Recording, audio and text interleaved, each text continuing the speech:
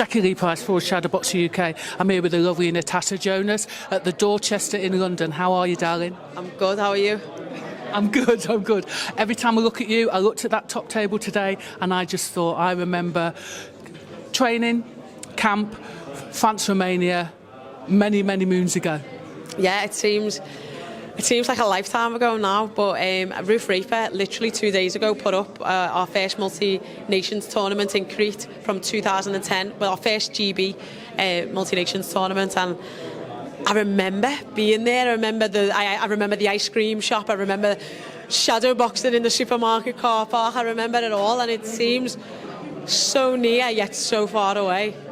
It's crazy because the banter was on point, wasn't it? Yeah, me, Leslie, Lisa, Sharon Holford at the time. Yeah, we had a great camp. We had a great team. Amanda Coulson. We had fun. It was hard work. We knew when it was time to work, but we also knew when it was time to have fun and let our hair down.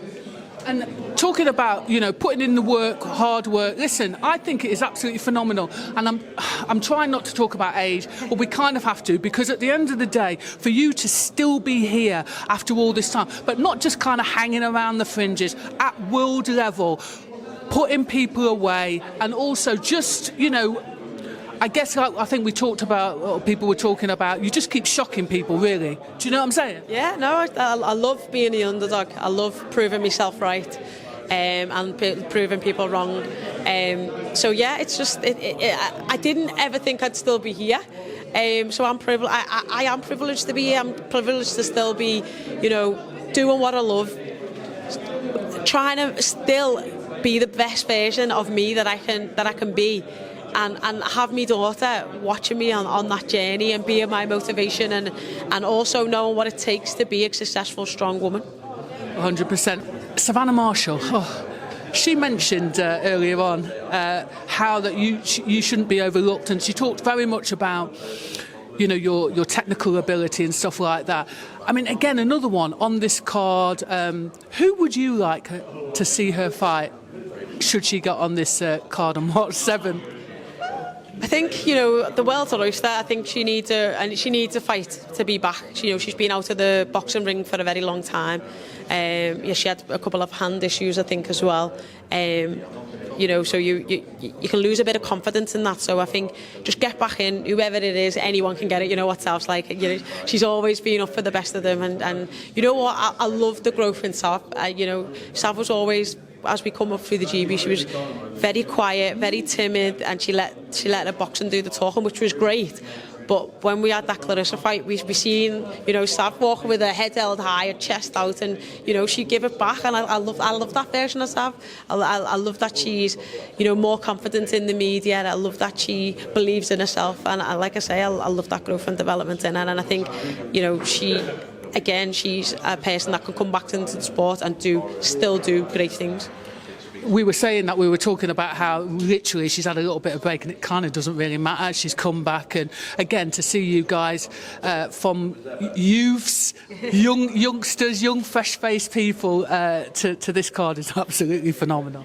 Yeah, no, we've come a long way, and like a lot of us, like you say, have been on that same journey again. So even though I've been boxing for 20 years, so Sav, even though she's a whole lot younger, so people say, yeah, in boxing, like in age-wise, I might be old, but in boxing sense, I'm as young as some of the others because I started so late. I was going to say you're as young as the person you knock out. Yeah, exactly.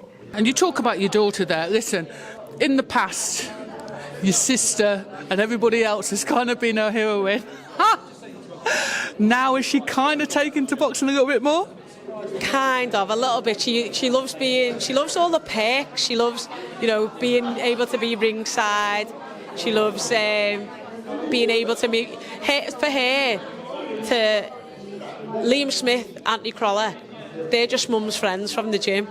But when she was able to meet Tyson Fury, that to her, she was like, he's famous. She was like, send that picture to Grandad, send it to and she like.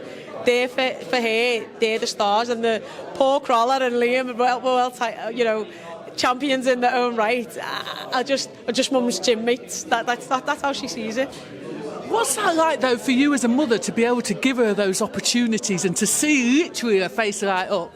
Yeah, no, it's special, and I think, you know, since the Terry Harper camp, when we was in lockdown and when school was off and she had to bubble and she came to the gym, she always knew as a kid, mum boxed, mum's work is in the gym, but she never knew what happened when we got there.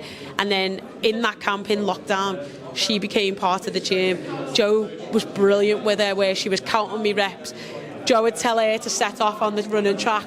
Mum would have to catch her, so she was involved. She was there, and she finally understood what happened in the gym. And I think that was a turning point for her, because, and it was great for her to be involved and to see it, and for me to have her there as company, but also the eye watching.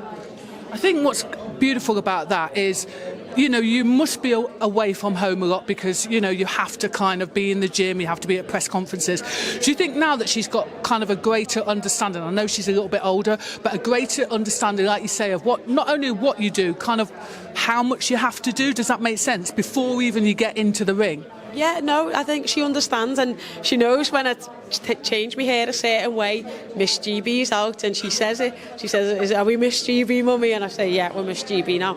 So she understands that there's a shift in mindset, there's a shift in, you know, things in the house. You know, all the junk food goes. She knows if I'm on a diet, everyone in the house is on a diet. So she understands and she gets it. She's not always happy about it, but she gets it.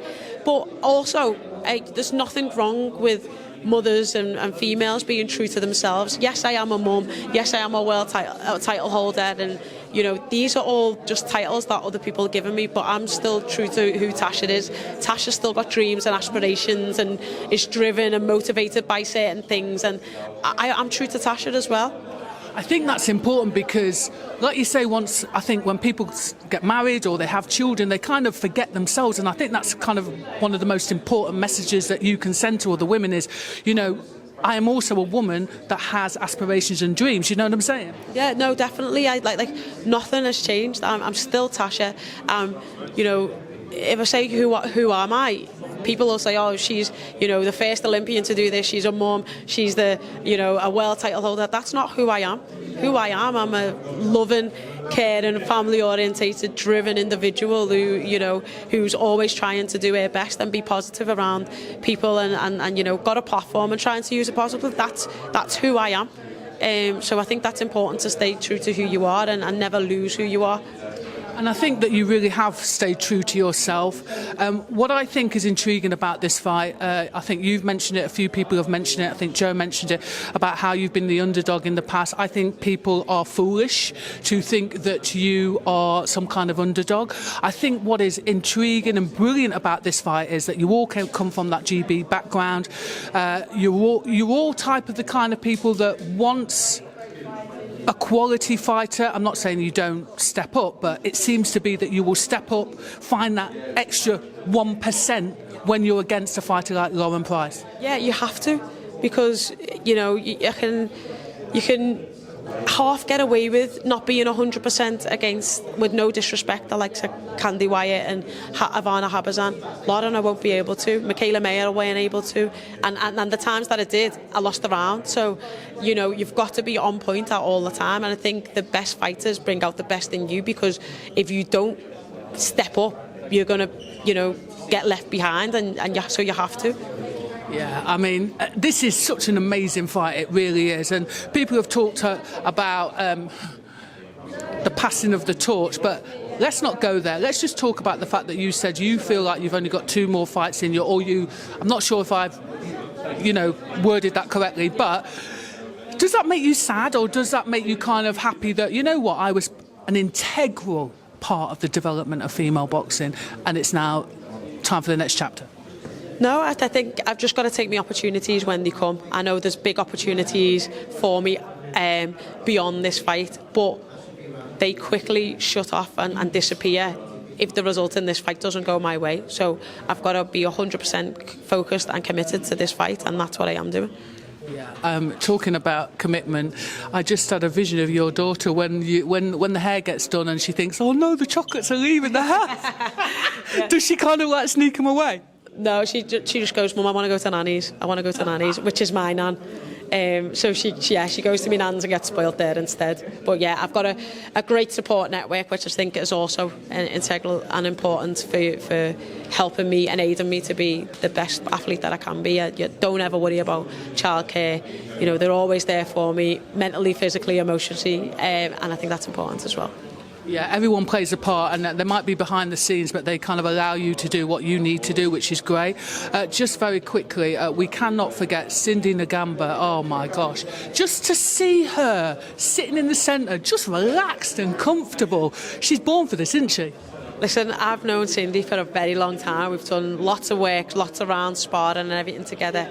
She's such, and I've seen the development and how she's grew, and that's only reflected in a medal in the Olympics. But even how she's grew as a person, how she speaks, how she carries herself, you know, she's so funny, and yeah, she's a great person, and I think she's got a style that the fans will really enjoy.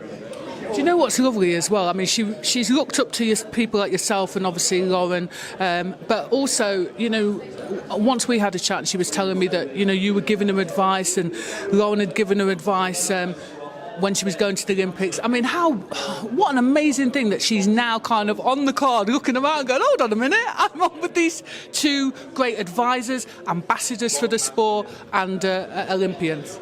Yeah, it's great that I've got to the stage where, like, we are a little bit different to the lads. I'm not like very secretive, and I want to keep all the best practices myself. I'm happy to share it. I'm happy to help you out. You've got questions that I'm happy to answer them. You know, I try and it's not great for me if I'm just at the top looking down at everyone else at the bottom. I want everyone to be up here. I want it to be the best it can be for everybody involved. So yeah, the only way to do that is to bring everyone up to your level and help them out and have them conversations and speak, talk, spar, you know, share good practices. That's how we make it better.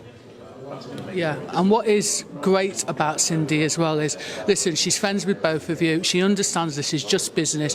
She's keeping herself, listen, she's wishing the best woman wins, but she's kind of keeping herself to herself and not getting involved in the beef. Yeah, that's the best place for her. Yes, you know, it is awkward when two people that know each other, that you know, are fighting each other. Then you've got to, like, and people are asking for predictions. You're like, oh, I don't really want to say, you know. Yeah, so she's being neutral and just keep. It's been an absolute pleasure, like I say, over the years, just watching you. Just lastly, I remember also changing room. You always used to have some like proper beats in there, getting yourself ready. Is that still an integral part of the old pre-fight warm-up?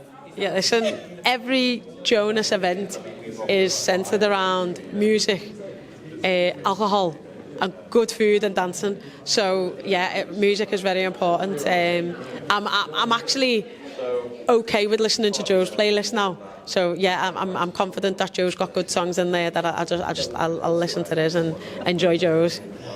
Listen, it's always a pleasure. Wishing you all the best, March 7th. Yeah, thanks for giving us your time. No, thank you, and good to see you.